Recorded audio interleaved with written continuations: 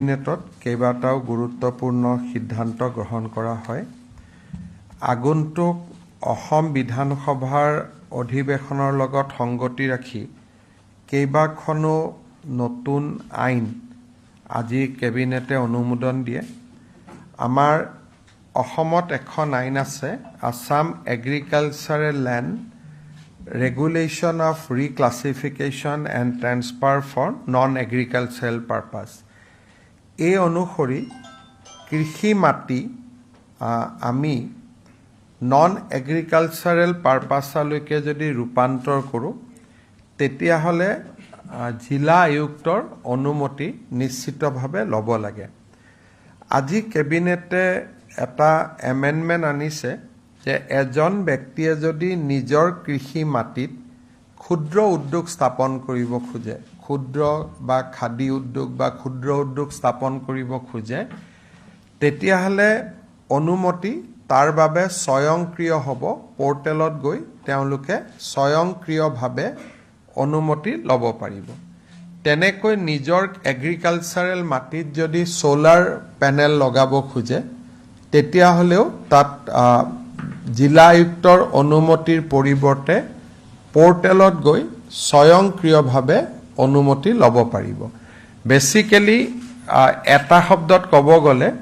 যে এতিয়াৰ পৰা ক্ষুদ্ৰ আৰু খাদী উদ্যোগ স্থাপন কৰাৰ কাৰণে আৰু ছ'লাৰ পেনেল স্থাপন কৰিবৰ বাবে কৃষি মাটি পৰিৱৰ্তন কৰাটো অট'মেটিক হ'ব। তাত জিলা আয়ুক্তৰ অনুমতিৰ প্ৰয়োজন নাথাকিব। আজি কেবিনেটে এই আইনখন বিধানসভাত আনিবৰ বাবে অনুমতি প্ৰদান কৰে।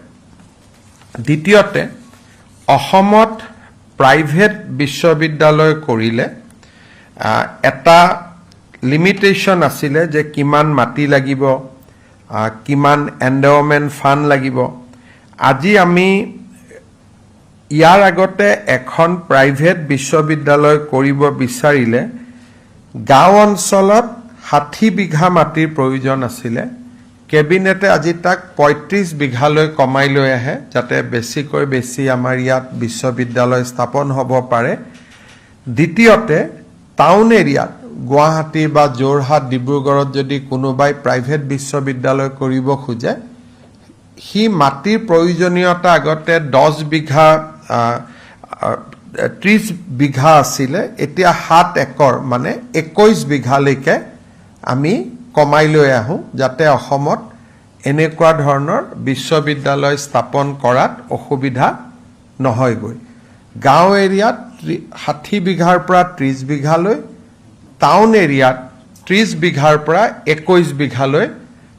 ব্যক্তিগত বিশ্ববিদ্যালয় স্থাপনৰ বাবে মাটিৰ প্ৰয়োজনীয়তা আজি কেবিনেটে কমাই আনে আৰু এই সংক্ৰান্ততো আসাম প্ৰাইভেট ইউনিভাৰ্চিটি সংশোধন বিধেয়ক বিধানসভাত উপস্থাপন কৰা হ'ব। তেনেকে প্ৰাইভেট স্কুল স্থাপনৰ ক্ষেত্ৰতো আগতে যিখিনি মাটিৰ প্ৰয়োজনীয়তা আছিলে, আগতে আছিলে যে নগৰ অঞ্চলত 2 বিঘা আৰু গাঁও অঞ্চলত 6 বিঘা। এতিয়া আমি LP আৰু ছেকেণ্ডাৰী বিদ্যালয় স্থাপনৰ বাবে আৰবান এৰিয়াত আমি 2 বিঘাৰ জেগাত 1 বিঘালৈকে কমাই আনো। গাঁও এৰিয়াত আমি 6 বিঘাৰ জেগাত 3 বিঘালৈকে আমি কমাই আনো। কিন্তু ইয়াত কেইটামান কণ্ডিশ্যন থাকিব যে বাউণ্ডৰী ৱাল লাগিবই, লেডিজ টয়লেট বা গাৰ্লছৰ বাবে টয়লেট লাগিবই, ড্ৰিংকিং ৱাটাৰৰ ফেচিলিটি লাগিবই, আৰু স্কুলখনত ডিজাষ্টাৰ মিটিগেশ্যন, ডিজেবল ফ্ৰেণ্ডলি, দিব্যাংগসকলে যাতে স্কুলখন ব্যৱহাৰ কৰিব পাৰে তাৰ কাৰণে ফেচিলিটি, আৰু ডিজাষ্টাৰ প্ৰুফ হ'ব লাগিব। আমি যদিও মাটিৰ ৰিকুৱাৰমেণ্টটো কমাই আনিছোঁ, কিন্তু ছেফটি মেজাৰ আমি বেছি দিছোঁ, যাতে বাউণ্ডৰী ৱালৰ পৰা আদি কৰি গাৰ্লছ টয়লেটৰ পৰা গোটেইখিনি ব্যৱস্থা থাকিব পাৰে। প্ৰাইভেট ইউনিভাৰ্চিটি আৰু প্ৰাইভেট বিদ্যালয় এই দুইখনৰ ক্ষেত্ৰত আজি আমাৰ মাটিৰ যিটো প্ৰয়োজনীয়তা আছিল আগতকৈ আমি কমাই লৈ আহিছোঁ, আৰু এইখনো বিধেয়ক সদনত উপস্থাপন কৰা হ'ব আসাম টি কৰ্পোৰেশ্যন লিমিটেডৰ যিসকল এক্সিকিউটিভ আছিলে শ্ৰমিক নহয় এক্সিকিউটিভ সকলে ভিআৰএছ লবৰ কাৰণে বিচাৰিছিলে আজি আমাৰ কেবিনেটে 9,75,00,000 টকা মঞ্জুৰ কৰে আসাম টি কৰ্পোৰেশ্যনৰ এক্সিকিউটিভ সকলৰ ভিআৰএছ শ্ৰমিকৰ নহয় অকল এক্সিকিউটিভ মেনেজাৰ এছিষ্টেণ্ট মেনেজাৰ সকলৰ ভিআৰএছৰ বাবে আমাৰ ফেয়াৰ প্ৰাইচ শ্বপৰ ৰেজিষ্ট্ৰেশ্যনৰ সময় 30 জুনলৈকে আছিল নৱীকৰণৰ সময় ফেয়াৰ প্ৰাইচ শ্বপসমূহৰ নৱীকৰণৰ সময় 31 ডিচেম্বৰলৈকে বঢ়াই দিয়া হয় আজি আমাৰ কেবিনেটে অসমৰ হোমষ্টেসমূহৰ ৰেজিষ্ট্ৰেশ্যনৰ কাৰণে এখন বিধি অনুমোদন কৰে ইয়াৰ ফলত আমাৰ হোমষ্টে সকলে এটা নিৰ্দিষ্ট পোৰ্টেলত গৈ ৰেজিষ্টাৰ কৰিব পাৰিব আৰু প্ৰত্যেক 3 বছৰৰ মূৰে মূৰে তেওঁলোকে অটোমেটিক ৰিনিউৱেল কৰিব পাৰিব আগতে হোমষ্টে মানে 6টা ৰুম থাকিব লাগিছিল এতিয়া আমি হোমষ্টেত 8টালৈকে ৰুম আমি বঢ়াই দিছো আৰু তেওঁলোকৰ পঞ্জীয়নটো অনলাইন অটোমেটিক হ'ব পৰাকৈ আমি সুবিধা কৰি দিছো ইয়াৰ পিছত আমি বাজেটৰ পিছত হোমষ্টে সকলক বা হোমষ্টে যোনে কৰিব খোজে খুব জেনুইনলি তেওঁলোকক আমি অনুপ্ৰেৰণা দিবলৈ এখন পলিচি আনিবৰ বাবেও ফাইনেন্সিয়েল অনুপ্ৰেৰণা দিবলৈ এখন পলিচি অনাৰ বাবেও আমি আজি কেবিনেটত আমি অনুমোদন দিছো নিশ্চিতভাৱে আমাৰ বাজেটত সেই বিষয়ে উল্লেখ কৰা হ'ব আজি কেবিনেটত আমি বিশেষকৈ এইকেইটা ডিসিশন লৈছো 4 তাৰিখে আমাৰ আকৌ কেবিনেট বৈঠক হ'ব বিধানসভাৰ প্ৰাক মুহূৰ্তত আৰু বিধানসভাৰ লগত সংগতি ৰাখি আৰু কেইবাখনো বিল আমি সদনত আনিম তাৰ বিষয়ে আমাৰ অহা 4 তাৰিখৰ কেবিনেটত আকৌ আলোচনা হ'ব নতুন বিল এতিয়ালৈকে আমি এখন নতুন বিল আহিব যিখন আমাৰ চেপ্টাৰ 12 আমি ইনক্লুড কৰিছিলো সত্তৰ কাখৰ বা 200 বছৰ পুৰণা যিবিলাক আমাৰ অনুষ্ঠান আছে তাৰ 5 কিলোমিটাৰ ভিতৰত যেটো মাটি কিনা বা বিক্ৰী কৰা আমি বাৰণ কৰিছিলো তাৰ ক্ষেত্ৰত ভাৰত চৰকাৰে কিছুমান আমাক পৰামৰ্শ দিছে সেই পৰামৰ্শখিনি ইনকৰ্পোৰেট কৰি আমাৰ ল্যান্ড ৰেভিনিউ ৰেগুলেশনত নতুন পুৰণা বিলখনকে পৰামৰ্শসমূহ সংযোজন কৰি সদনত আকৌ নতুনকৈ উপস্থাপন হ'ব যিখন বিলত এটো লিখা আছিল যে 200 বছৰৰ মঠ মন্দিৰ সত্ৰৰ কাষত তিনিটা প্ৰজন্মৰ মানুহ পুৰণা মানুহ নহলে মাটি কিনা বেচা কৰিব নোৱাৰিব সেই বিলখনত ভাৰত চৰকাৰে কেইটামান আমাক সংশোধনী কৰিব দিছে সেই সংশোধনী কেইটা আমি বিধানসভাত আনিম যাতে আমি ৰাষ্ট্ৰপতিৰ অনুমোদন ল'ব পাৰো তাৰ বাদে এইবাৰ এই মুহূৰ্তলৈকে নতুন বিলৰ কথা অহা নাই কিন্তু 4 তাৰিখে কেবিনেটত যদি কিবা আহে আমি জনাব পাৰিম আৰু যদি কিবা আপোনালোকে আছে খুদিব পাৰে জাপানৰ প্ৰধানমন্ত্ৰীৰ বিষয়টো খুব সত্যতা এইটোৱে যে যোৱাকালি নিশা আমাৰ দেশৰ বৈদেশিক সচিব বিক্ৰম মিস্ত্ৰী ডাঙৰীয়াই আমাৰ মুখ্য সচিবক জনাই যে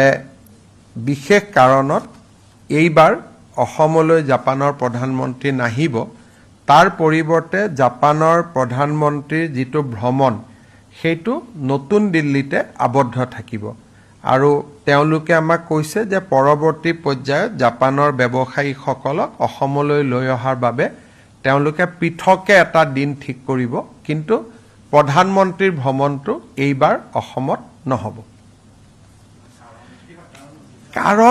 কাৰণটো তেওঁ আমাক জনোৱা নাই গতিকে কাৰণখিনি আমি নিজে উলিয়াই ল'ব লাগিব যেহেতু তেওঁলোকক কাৰণ সোধাটো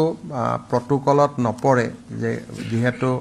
ইয়াত জাপানৰ কথা জড়িত আছে ভাৰতৰ কথা জড়িত আছে তেওঁলোকক আমি কাৰণ নিশ্চিতভাৱে সুধিব নোৱাৰো গতিকে কাৰণখিনি আমি নিজেই নিজৰ ভিতৰতে আলোচনা কৰিব লাগিব কিন্তু আজি মাত্ৰ ঘটনাটো হৈছে গতিকে কাৰণখিনিৰ ফালে ময়ো ভালকৈ চোৱা নাই যেতিয়া মই দিল্লীত যাম বা জয়শংকৰ ডাঙৰীয়াক লগ পাম তেতিয়া কাৰণখিনি মুখামুখিকৈ সুধিব পাৰিম কিন্তু আজিৰ মুহূৰ্তত কথা এইটোৱে যে ভাৰত চৰকাৰৰ বৈদেশিক পৰিক্ৰমা সচিব বিক্ৰম মিস্ত্ৰী ডাঙৰীয়া যোৱাকালি ৰাতি প্ৰায় 10:30 বজাত আমাৰ মুখ্য সচিবক জনাইছে যে এৰাব নোৱাৰা কাৰণত প্ৰধানমন্ত্ৰীৰ ভ্ৰমণ এতিয়া অসমলৈ নহ'ব নতুন দিল্লীত হ'ব আৰু দ্বিতীয়তে তেওঁলোকে আমাক কৈছে যে কিন্তু ইনভেষ্টৰ যিটো মিট সেইটো এপ্ৰপ্ৰিয়েট সময়ত অসমত তেওঁলোকে অনুষ্ঠিত কৰিব সক এইটো আমাৰ বাবে নিশ্চিতভাৱে দুৰ্ভাগ্যৰ কথা যে 2019তো আমি প্ৰস্তুতি চলাই আমাৰ হাতৰ পৰা আমি আনিব নোৱাৰিলো এইবাৰো আপোনালোকে জানে যে যোৱা এমাহ ধৰি জাপানীজ এম্বেছিৰ বিষয়াসকলে অসমতে আছিলে আৰু যোৱা এমাহ ধৰি তেওঁলোকে টনকৈ অসমত বা গুৱাহাটীত তেওঁলোকে ঘূৰি আছিলে গতিকে গুৱাহাটী বা অসম তেওঁলোকে চাইছিলেও আনকি হোটেলৰ ৰুম পৰ্যন্তও তেওঁলোকে ৰেডি কৰিছিলে কি খাব কি নাখাব ইমানখিনিলৈকে তেওঁলোকে ডিটেইলছো কৰিছিলে কিন্তু যোৱাকালি ৰাতি খবৰটো আহে আৰু সুধিবৰ কাৰণে এইটো খুব ভাল নালাগে যে কিয় নাহিলে কি কথা সোধাৰ পৰিৱেশটো নাথাকে গতিকে লাহে লাহে যেতিয়া মই দিল্লীলৈকে যাম গলে বৈদেশিক মন্ত্ৰী ডাঙৰীয়াক লগ পাম তেতিয়া সুধিব পাৰিম যে কাৰণটো কি বাকি কাৰণখিনি আমি নিজেও এছেছমেন্ট কৰিব পাৰো বা আমি কাৰণখিনি নিজৰ ভিতৰতো আমি কথা পাতিব পাৰো যে এটা নিশ্চিত ভ্ৰমণসূচী এটা কিয় বাতিল হ'ল আমাৰ ৰাষ্ট্ৰীয় বাতৰি কাকততো কিবা কিবি ওলাই আছে অসমতো কিবা কিবি ওলাই আছে কিন্তু যেহেতু মই নিজে শুনা নাই বা মোক যেহেতু নিজে দি কোনেও কোৱা নাই গতিকে মই তাক কাৰণ যি কথা পাতিছে চিফ সেক্ৰেটাৰীৰ লগত পাতিছে মোৰ লগত নিজেও পাতা নাই গতিকে মই ভবা নাই আৰু আজি মই ইচ্ছা কৰিয়ে জয়শংকৰ ডাঙৰীয়াক ফোন কৰা নাই 2-3 দিন পিছত ফোনটো কৰি লম কিন্তু স্বাভাৱিকভাৱে সবৰেতো এটা মনত অলপ হলেওতো দুখ পাবই যে ইমান এটা ডাঙৰ ভিজিট অসমত হোৱা কথা আছিল আৰু যেটো 50 মেম্বাৰ বিজনেছ ডেলিগেশ্যন হেতু মাৰুতি সুজুকিয়ে লিড কৰা কথা আছিল গতিকে এইটো আজি বহুত ডাঙৰ ভিজিট এটা আছিল কেনসেল হ'ল কিন্তু মই ভাবো ভাৰত চৰকাৰে নিশ্চিতভাৱে ইয়াতকো ডাঙৰ কিবা এটা অসমত কৰিব হেতুকে ভাবিব লাগিব বা হেতুকে প্ৰধানমন্ত্ৰীক লগ পালে মই অনুৰোধ কৰিম যে ইয়াতকো ভাল কিবা এটা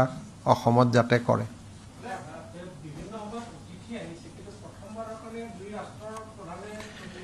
এটোটো সকলোতে মইতো আগতে আপোনালোকক কৈছিলো যে ভাল ভিজিট এটা হোৱা কথা আছিল যদিও মই জাপান শব্দটো মুখেদি কোৱা নাছিলো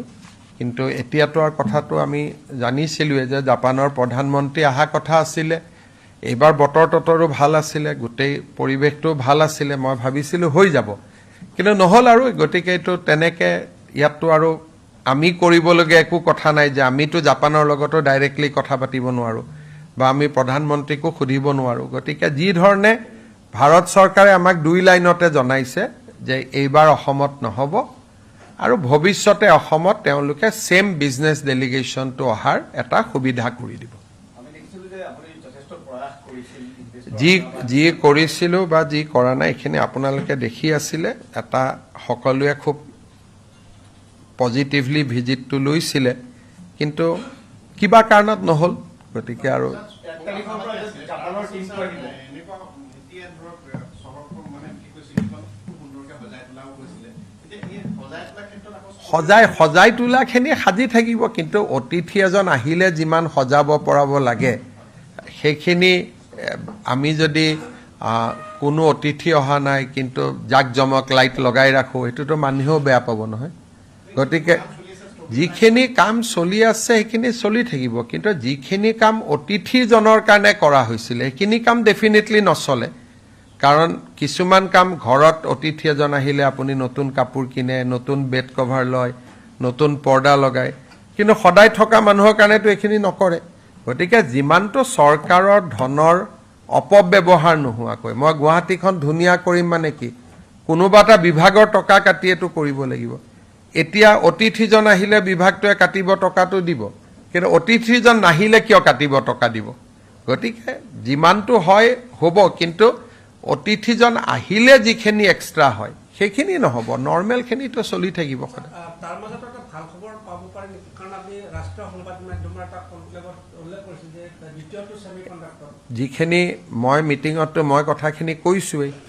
ইংৰাজীত আছে, আপোনালোকে কাটি সেইটো লগাই দিয়ক। তাৰ ওপৰত আৰু মই কি ক'ম? যোৱা সপ্তাহত দুটা ভাল খবৰ আছিলে যে এটা ইউৰোপীয়ান ইউনিয়নে অসমৰ ওপৰত থকা ট্ৰেভেল এডভাইজাৰী ২৭খন দেশৰ, যি 1979 চনত ইম্প'জ হৈছিলে, তাক তেওঁলোকে প্ৰত্যাহাৰ কৰিছে। আৰু ইউৰোপৰ মানুহৰ কাজিৰঙাৰ লগত তেওঁলোকৰ আকৰ্ষণো বহুত, বা অসমৰ টি গাৰ্ডেনৰ প্ৰতিও আকৰ্ষণ বহুত। গতিকে মই নেক্সট 3 ইয়াৰ্ছত ইউৰোপৰ টুৰিষ্ট অসমত বাঢ়িব বুলি মই আশা কৰোঁ। বিশেষকৈ জাপান আৰু অষ্ট্ৰেলিয়াই এই ট্ৰেভেল এডভাইজাৰী উইথড্ৰ কৰাৰ পিছত এইবাৰ ইউৰোপীয়ান ইউনিয়নেও ট্ৰেভেল এডভাইজাৰী উইথড্ৰ কৰাটো ডেফিনেটলি অসমৰ পৰ্যটন খণ্ডৰ বাবে এটা পজিটিভ নিউজ। এতিয়া ট্ৰেভেল এডভাইজাৰী থকা মাত্ৰ দুখনে ৰাষ্ট্ৰ থাকি গ'ল, সেইটো হ'ল আমেৰিকা আৰু কানাডা। গতিকে এতিয়া আমি নেক্সট ষ্টেজত আমেৰিকা আৰু কানাডাৰ সৈতেও কাম কৰিম, যাতে এই দুইখন ৰাষ্ট্ৰইও ট্ৰেভেল এডভাইজাৰী উইথড্ৰ কৰে। আৰু তেওঁলোকেও যদি ট্ৰেভেল এডভাইজাৰী উইথড্ৰ কৰে, মই ভাবোঁ টুৰিজিমে যথেষ্ট এটা বুষ্ট পাব। ছেকেণ্ড, আমাৰ এয়াৰ ইণ্ডিয়াই বা ইণ্ডিয়ান এয়াৰ ইণ্ডিয়া এক্সপ্ৰেছে দুখন নতুনকৈ ফ্লাইট চলাব, এখন গুৱাহাটীৰ পৰা ডুবাই আৰু এখন গুৱাহাটীৰ পৰা আবুধাবি। ড্ৰুক এয়াৰৱেজে অলৰেডি গুৱাহাটীৰ পৰা ছিংগাপুৰ, গুৱাহাটীৰ পৰা বেংকক চলাই আছে। আৰু 2 এদিনতে আমি আৰু কাৰোবাৰ লগত কথা পাতিছোঁ যাতে ভিয়েটনামলৈকেও এখন ফ্লাইট অসমৰ পৰা চলিব পাৰে। এই গোটেইখিনি কানেক্টেড যদি হৈ থাকে বা পেচেঞ্জাৰ পায়, পেচেঞ্জাৰ নাপালে ডেফিনেটলি আকৌ বন্ধ হৈ যাব, কিন্তু যদি পেচেঞ্জাৰ পায় তেতিয়াহ'লে আমাৰ গুৱাহাটীখনক এটা আমি ইণ্টাৰনেশ্যনেল কানেক্টিভিটি দিব পাৰিম। দ্বিতীয়তে কথা যে গুৱাহাটীৰ পৰা যদি ডুবাইলৈকে যায়, ডুবাইৰ পৰা আমেৰিকা ইংলেণ্ডলৈকে যোৱা যিটো কানেক্টিং ফেচিলিটি, সেইটোও যদি আমি ইয়াতে বুক কৰিব পাৰোঁ, যে গুৱাহাটীত টিকেটটো কৰিলে অকল ডুবাই নহয়, ডুবাইৰ পৰা আমেৰিকালৈকেও যাব পাৰে, তেতিয়াহ'লে আমাৰ ইয়াত পেচেঞ্জাৰ আৰু বাঢ়িব। আৰু যোৱা কেইটামান দিনত আমি বিদেশত যোৱা আমাৰ চৰকাৰী কৰ্মচাৰীসকলক বাধা দি থৈছিলোঁ। এতিয়া যিহেতু আমাৰ ৱেষ্ট এছিয়াৰ যুদ্ধ শেষ হোৱাৰ পথত আগবাঢ়িছে, 2 এদিনতে আমি সেই এডভাইজাৰীখনো উইথড্ৰ কৰিব পাৰিম। আৰু মই ভাবোঁ যে লাহে লাহে গুৱাহাটীক এটা আন্তৰ্জাতিক ডেষ্টিনেশ্যনসমূহৰ সৈতে আমি সংযোগ কৰি গৈ থাকিব পাৰিম। এতিয়া আমাৰ নেক্সট আমি কথা পাতি আছোঁ ভিয়েটনামক গুৱাহাটীৰ পৰা সংযোজিত কৰাৰ বাবে। মুখ্যমন্ত্ৰী মহোদয়, যেতিয়া জাপানৰ প্ৰধানমন্ত্ৰী 1-2-3 তাৰিখে আহিব দিল্লীত, তেতিয়া আপুনি মোৰ কোনো এইটোতো দুই প্ৰধানমন্ত্ৰীৰ মিটিং, ইয়াত আহিলেও মই তেওঁক খালি এবাৰ লগহে কৰিব পাৰিলোহেঁতেন। মিটিংটো ভাৰত চৰকাৰ আৰু জাপান চৰকাৰৰ মাজত হয়, অসম চৰকাৰৰ মাজত নহয়। কিন্তু ডেফিনেটলি ইনভেষ্টমেণ্ট মিটিংখনত আমাৰ ৰোলটো বেছি হ'লহেঁতেন, কিন্তু ইনভেষ্টমেণ্ট মিটিংখন পৰৱৰ্তী সময়তো হ'ব, সেইখন কেনচেল নহ'ব, টাইমটো চেঞ্জ হ'ব। কিন্তু ভাৰত চৰকাৰে আমাক কৈছে যে আমি ইনভেষ্টৰ মিটিংখন গুৱাহাটীত আমি কৰোৱাম বুলি। চাওক মোৰ মুখেদি মই আগেও আপোনালোকক কৈছোঁ যে মুখ্যমন্ত্ৰীৰ পৰা কৌশল কৰি মানুহে কথা নুলিয়ায়, চিধা সুধিলে চিধা উত্তৰ দিলোঁ, ইমানতে বিষয়টো চেজ হৈ যায়। মই কৈছোঁ যে ঘটনাখিনি গোটেই আমাৰ সন্মুখত আছে, কোনোবাই ক'ব এইটো কাৰণে নহ'ল, কোনোবাই ক'ব এইটো কাৰণে নহ'ল। এই গোটেই কথাখিনি মই আপোনালোকক ক'ব পাৰিম যিদিনাখন মই জয়শংকৰ ডাঙৰীয়াৰ লগত ডিৰেক্টলি কথা পাতিব পাৰোঁ। যেতিয়ালৈকে কথা নাপাতো মুখ্যমন্ত্ৰী এজনে আনভেৰিফাইড কথা কোৱাটো উচিত নহয়। কিন্তু কি হয় গুৱাহাটীত, কি নহয়, বা অসমত কি হয় কি নহয়, ডেফিনেটলি আমাৰতো সন্মুখতে আছে এইবিলাক। আমিতো চকুৰ সন্মুখতে থাকে গতিকে সেইখিনিতো আমি নিজেও কিছুমান বস্তু কনক্লুজন ড্ৰ কৰিব পাৰোঁ কিন্তু মোৰ মুখেদি অফিচিয়েল তেতিয়াহে ওলাব যেতিয়া মোক বৈদেশিক পৰিক্ৰমা মন্ত্ৰীগৰাকীয়ে কয় নহ'লে আজি মই কম কালি যদি তেওঁলোকে কৈ দিয়ে যে কথাটো এইটো নাছিল গতিকে মই শুনা কথা ক'ব নাপায় মই ফাৰ্ষ্ট পাৰ্চনত জানি বুজিহে কথাখিনি ক'ব লাগে মোৰ সেইটোৱে দায়িত্ব কিন্তু এইটো মই কনফাৰ্ম কৰিছোঁ যে yes visit has been cancel for Assam ভাৰতত আহিব দিল্লীত আহিব আৰু তেওঁ দিল্লীৰ পৰা যাবগৈ কিন্তু গুৱাহাটী যিটো অহাৰ কথা আছিলে সেইটো এইবাৰ নহ'বগৈ হ'ব আৰু এটা প্ৰশ্ন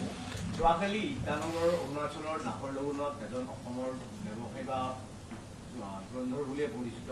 ঋষিৰাজ বৰকটে তেওঁক গ্ৰেপ্তাৰ কৰিছে মুখ্যমন্ত্ৰীক এইটো পৰ্যায়ত কমেণ্ট নিদিয়ে নহয় তাৰ প্ৰশ্নটো এইটো হ'ল তাত 5টা মোবাইলৰ ভিতৰত এছপিয়ে মই এইটোকে কৈছোঁ যে যিবিলাক প্ৰশ্নৰ উত্তৰ পুলিচ আয়ুক্তই দিব পাৰে বা ডিজিপিয়ে দিব পাৰে মই তেনেকুৱা ব্যক্তিৰ বিষয়ে মই কেনেকৈ অৰুণাচলৰ পৰা খবৰ ল'ম তাৰমানে আপোনাৰ নম্বৰ এটা ক্লোন কৰি আপোনাৰ ভইচ পাই যি হওক সেইখিনিও পুলিচে চাব কিন্তু মই যদি এইবিলাকৰ বিষয়ে পাৰ্চনেল ইণ্টাৰেষ্ট লওঁ তেতিয়াহ'লে তাৰ মিনিংটো বেলেগ হয় সেইকাৰণে আপোনালোকে এই প্ৰশ্নটো ডিজিপিক সুধিলে ডিজিপিক ক'ব যে মুখ্যমন্ত্ৰী নম্বৰো তেওঁ ক্লোন কৰিছিলে আপোনালোকে কি ভাবিছে ডিজিপিয়ে উত্তৰটো দি দিব কিন্তু অপৰাধীৰ ওপৰত মই উত্তৰ দি থকাটো বহুত ঠিক নহয় কিন্তু ডেফিনেটলি পুলিচক আপোনালোকে সুধিলে পুলিচে গোটেই কথাখিনি কৈ দিব হ'ব